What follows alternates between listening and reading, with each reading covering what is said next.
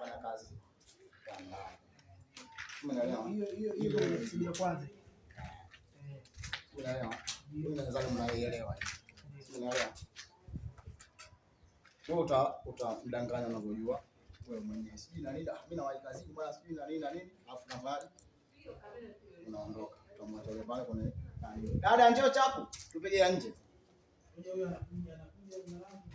Yaani watu cha kwenye saa 7 ndio. Wapi? Changamka na wewe. Ndio tu. Jiandae. Akitoka huyo anapiga simu hapa. Umesikia brother Kizizi? Hapa tushuti simu huko ndani ambazo ziko kwenye episode ya kwanza. Tusisuti simu za mbele. Ambaye tutakuja tena. Simu zipo ambazo ziko kwenye episode ya kwanza. Kwa sababu hapa kile tutakuwa tunakuja. Yaani hapa saa 7 mwenyewe anarudi. Tusisubiri simu. Umeelewa? Yaani hizo ndani zimeshindikana, basi tusipige simu za nje zote. Nishakuelewa. Tusiangalie hii simu ya episode ya kwanza. Sasa hapo za news zote zipo ndani. Tunashuti kuna mtu anakuja, tushuti hii hapa. Kwa maana kwamba tusubiri tupige za nje huko, mtu akifika kwa safe.